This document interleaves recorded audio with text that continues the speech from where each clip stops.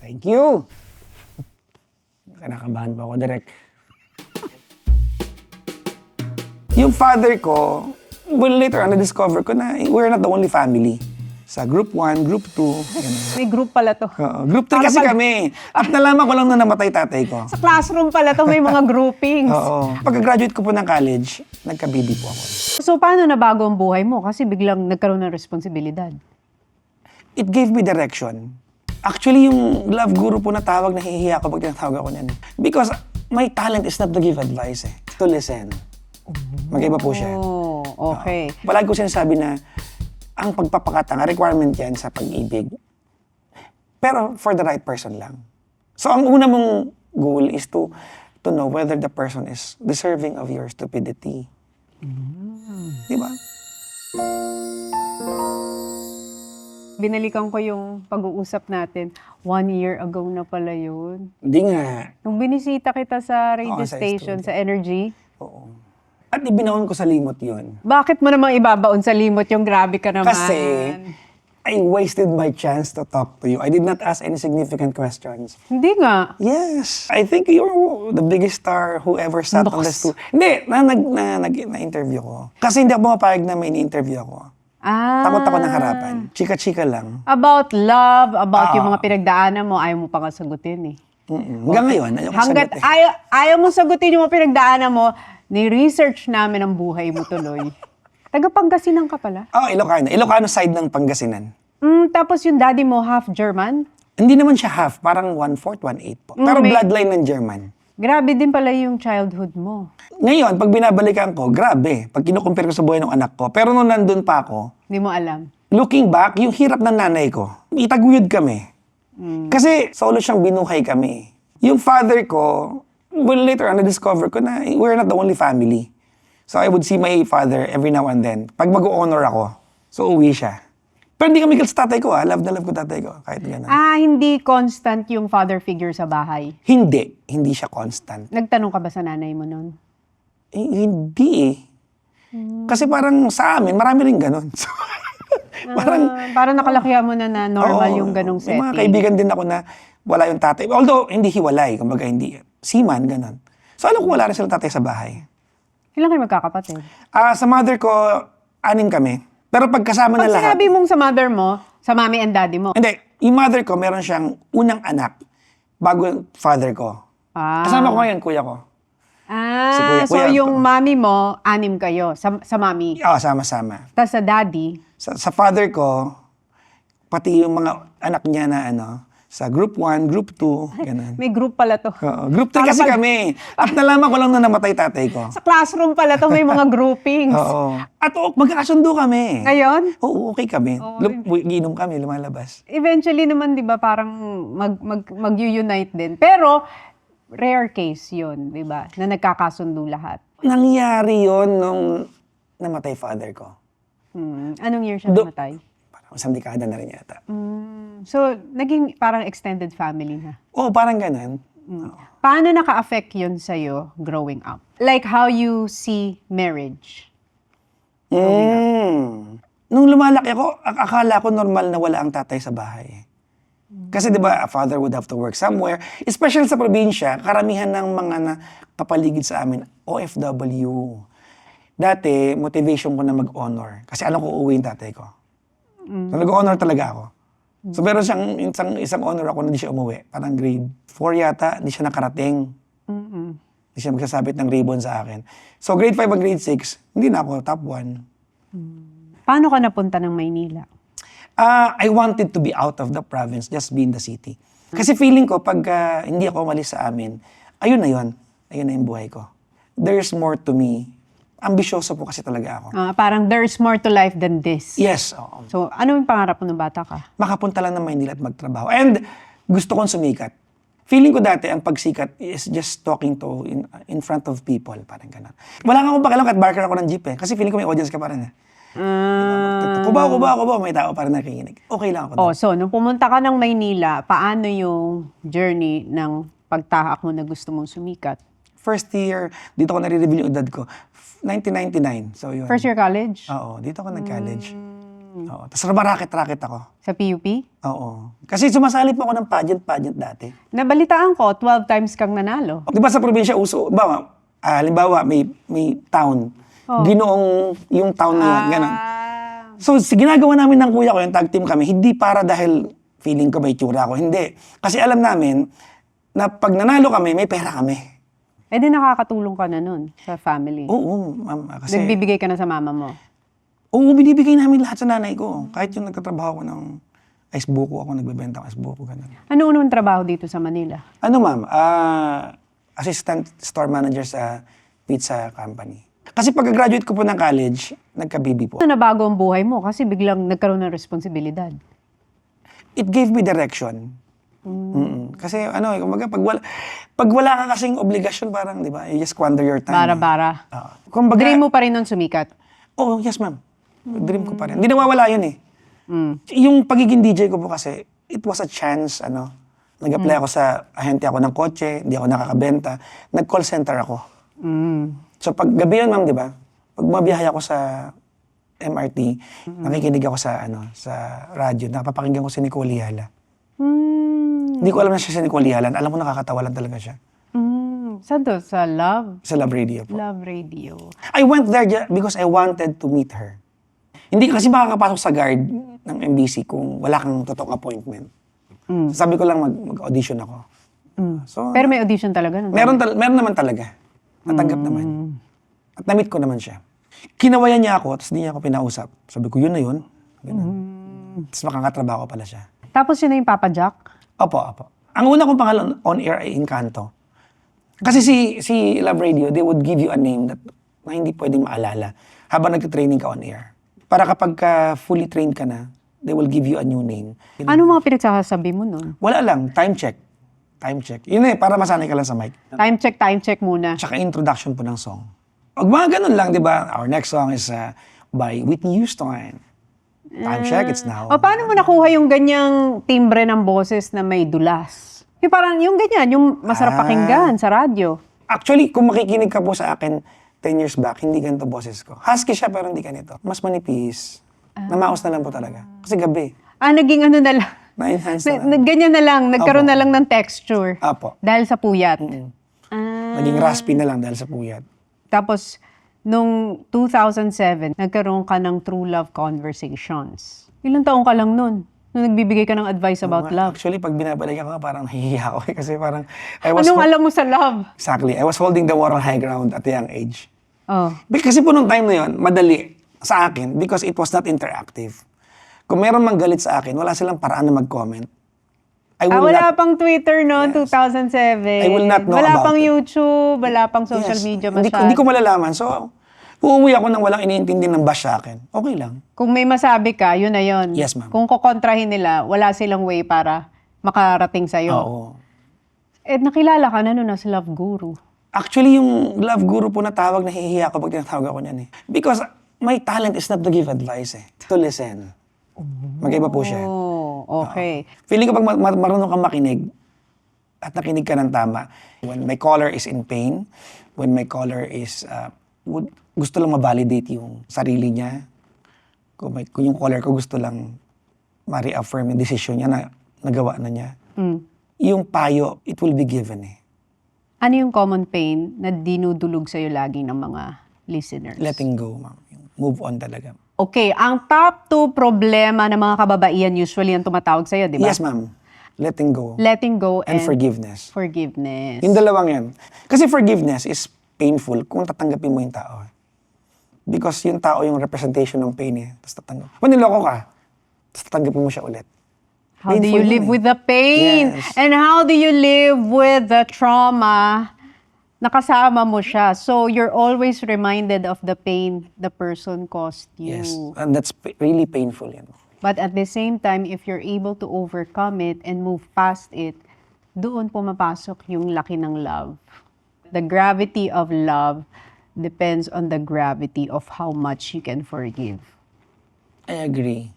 'Di ba? Kasi pwede namang mahal mo, tapos papatawarin mo, pero end na. Ayun, that's letting go. Yun yung letting go.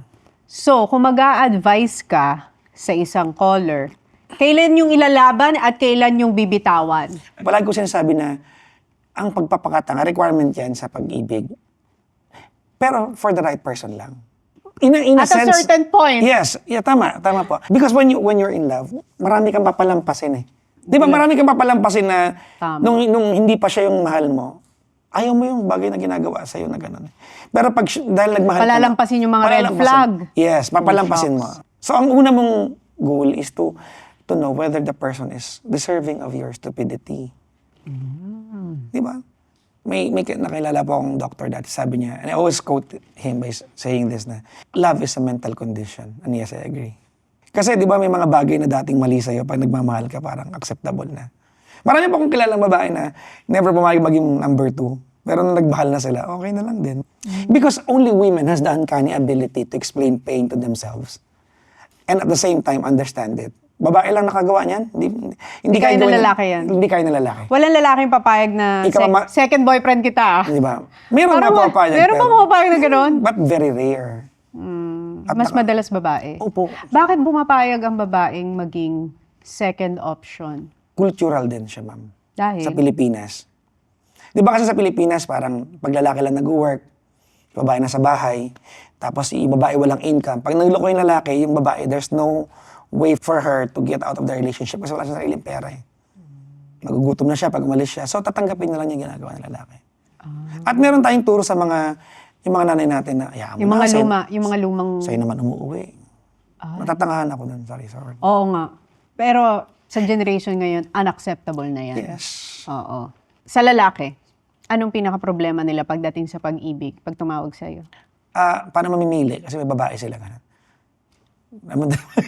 May dalawang babaeng pinagpipilian. Madalas yan eh, ma'am. Kasi, I'm not saying tama ito pero kadalasan nang narinig kong problem, yung lalaki, kaya siya nagkaroon ng chicks on the side, hindi na exciting yung asawa niya. Obo.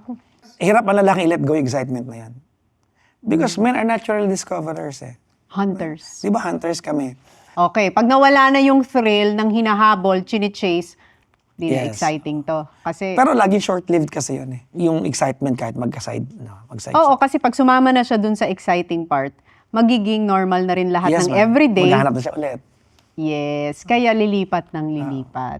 Anong advice mo Yung, go back to your to your wife? iPhone. Kasi especially yung mga wife ko na stay at home, I always say na that person dedicated a life sa iyo. You go to work every day, nagbibihis ka, kasi na-facilitate niya yan para sa'yo. And it's just so unfair that when you go out of your house, you devote yung time mo for excitement to another woman. Go home. Diba? And devote that to your wife or to your girlfriend. Ganun. Like ko sinasabi, diba? If you find a good flower, beautiful flower, diba? And you want the flower, pick the flower. At kung na-pick mo na yung flower, keep the flower. Unlike, nakita kang bulaklak, baka may iba pang flower sa garden, you walk, and then you come back, wala na yung flower. Nakuha na ng iba. Because you're busy chasing the wrong things. Okay, bilang isang lalaki, paano mo masasabi na ang isang lalaki ay in love sa isang babae? Kapag when you let your walls down, Ang kasi lalaki. ganito yan. Ang mga babae kasi may ugali ang mga babae na. When we tell you things that makes us vulnerable, when we fight, you use it against us. You weaponized it. Ano ba? Ito, common example to. Ang mga lalaki sa pasikat minsan pag bago ang relasyon, Oh. alam mo, dati akong babaero eh. Nagbago ako dahil sa'yo. That's a line. Pero ang maalala ng babae, Babaero. babaero ako, nawala na yung nagbago ako. So pag nag-away sila, or may duda siya, bawa, hindi niya makontak. Ang lagi niya maisip, dating babaero to. So nawe-weaponize. So the man will stop saying things. Hindi na ako magkakwento sa'yo kasi i-weaponize mo yan eh. Ginagamit yung vulnerability Yan. ng lalaki To win an argument. to win an argument. Kasi totoo nga naman, dating nga naman babaero. Pero you had no way of knowing it, sinabi lang naman sa'yo. So, kung ang tanong is, paano malalaman na in love ang lalaki? Kung kaya na namin magbaba ng walls namin. Diba? We can be vulnerable around you. And that's very difficult to achieve. Naniniwala po ako na sa relasyon, babae talaga ang boss. That's coming from a guy, ah. Ang babae nagdadala. Yes, ma'am. Pero, your duty as a woman is to make us feel that we are the boss. Halimbawa, ma'am, True. kurtina ng bahay. So you allow your husband to choose. So red, black, blah, blah, blah. You have 5 favorite colors. Anong gusto mong kortina? And the guy would say, red. Kahit anong mangyari, kami namili, pero panalo ka pa rin. Why? Because you gave us the choices. That's very tricky. But we feel like, ako namili ng kortina namin. Pero totoo niyan, favorite mo limang yun eh. So it's your duty to make us feel that. Huwag mo kaming hubaran ng pride. May nabasa ako na if you talk to your husband like a king, he will show up like a king Yes, ma'am. in a Totoo yan. relationship. But if you talk down to your husband like a loser, he will be a loser in a relationship. Ang babae at lalaki, we measure love differently, ma'am. Ang babae, you measure love with the little things that we do for you. We are about the details. Yes, ma'am. The smallest things, big deal Yeah. sa amin yan. See, for example, binilang kita ng bouquet, the biggest bouquet of flowers I can buy. Pero pinahatid ko lang sa driver ko. That wouldn't mean anything to you. Compared sa, bumitas ako ng bulaklak sa gilid at inabot ko sa'yo ng personal.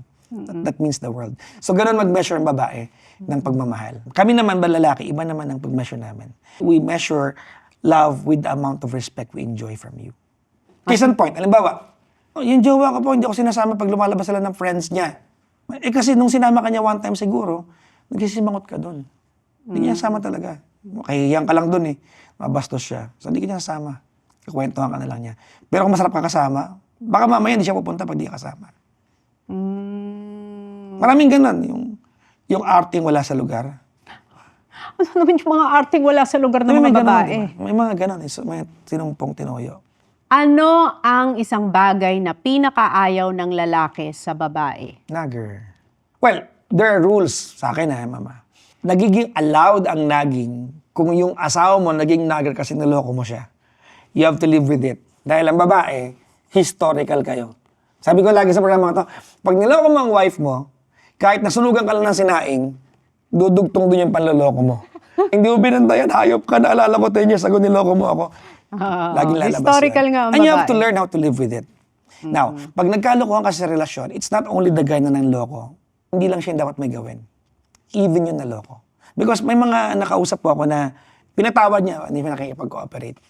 Feeling niya laging excusable yung naging niya. Pero kung nagnanag lang ang babae ng sinusumpong lang, malamang sa malamang maluloko ka.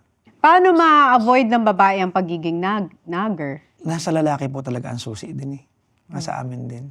Oo. We have to understand that there are days that when you are not in the mood for anything, you are just not in the mood. It doesn't mean you don't respect us. It does not mean you don't love us. We are Hindi, walking diba? hormones. Na hindi ka naman dapat patulan. But you just have to find the right person na kaya mong i-tolerate Totoo. Totoo. yung nagging. Totoo, Kung ma'am. mahal mo talaga. Totoo. Kasi hindi lahat ng tao kaya mo i-tolerate eh. Yes. May kakapikunan ka talaga eh. Pero kung mahal mo, matsatsaga mo yan, mapagtitiisan mo yan, matsatsaga Ang mo. lagi yung advice, ma'am, find yung kultura ng relasyon. There's a culture for every relationship po eh. Mapapansin mo yun sa matagal na.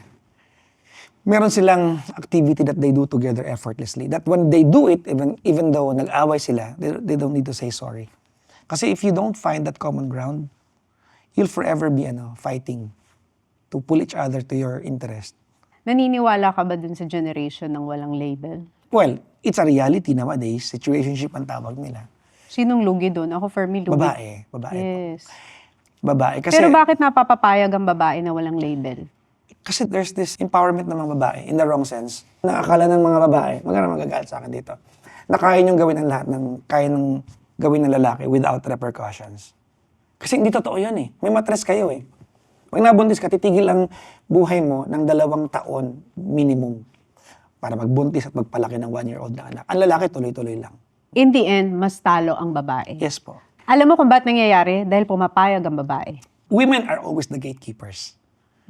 Nasa inyo ang tarangkahan ng pintuan, kung ano man ang pwedeng pumasok dyan. Tama ka, ma'am, no? If you allow things to come in, then they will come in. You deserve what you tolerate. Yes, ma'am. What you're not changing, you're accepting. Yes. Yan ang mga relationship topics that you encounter on a daily basis. Yes, and it's very exciting. Ilang I learn years mo nang ginagawa? I learn every day. And my favorite subject is social science. Yes. I understand Filipino culture is very unique ang Pinoy. Eh di, when you have your own relationship, Mas kahit papaano, nananavigate mo, Not true. nahihirapan ka pa rin. Not true. Kung ano man, if there's any drop of wisdom that I have sa pagbibigay ng pakikinig ng kwento ng iba, Pag relationship mo na. It's never applicable. Because you cannot hold the moral high ground sa relasyon ninyo that, nagbibigay akong payo, ako yung dapat, no. It's counterproductive pag ginawa mo yan. You're just sabotaging your own interest. Lagi ko pa narinig yan, di nagpapayo ka, di perfect relasyon mo, no. No. The advice that I give on air comes from the pain that I felt, the lessons I've learned on air. Oh, so since nagbibigay ka ng payo about love, how will you define love at this stage of your life? Forgiveness siya. Feeling ko ang totoong pagmamahal yung may nararamdaman ka ng pain na hindi mo na gustong sabihin because you don't want to bother the serenity of whatever is going on. You hold it in. Kaya mga lalaki, di ba, we battle in emotion. From a perspective of a guy.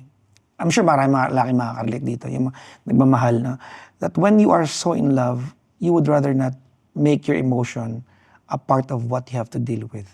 Ayaw mo na maging problema pa ng relasyon niyo. Yes, kasi yung wife mo, dinadala mo. emotion na siya eh. Or yung girlfriend mo, emotion na siya eh. Huwag ka nang sumali doon. There are many things that men do not talk about Yes, ma'am. and keep it to themselves. Yes, ma'am. Akin na lang siya. I will just fight my own demons. Kasi ang societal expectation, macho kami. Diba? Society cannot see us emotionally naked. So, we don't talk about it. What makes a marriage beautiful para sa iyo? When they can love each other, even when they're fighting. I always say this na pag nag-host ako ng kasal, that the sweetest I love yous are said during a fight. Try mo, nag-aaway kayo, mag-I love you ka, tapos ang away. Bago ka mag-walk out, mag-I love you ka, umalis ka. Kahit kasalanan mo, talo siya. Pero recently, nagawa ko yun. Totoo yan. At the peak of my galit and my emotion, I wrote him a love letter. Aw. And I gave it to him. It killed everything. Yo, totoo. It killed everything. Extinguish lahat talaga. Nawawala. Talagang love wins all the Totoo time. yan. And forgiveness. Tama yung sinabi It's mo. the sweetest I love yous you can hear during a fight. Because when things are easy, it's easy to fall in love. True love is when there are all the reasons to walk away and yet you stayed. When you find the right person, it's just beautiful to surrender things to that person. Doesn't mean na he or she is better than you. Because love is surrender. Pagsuko ang pag-ibig.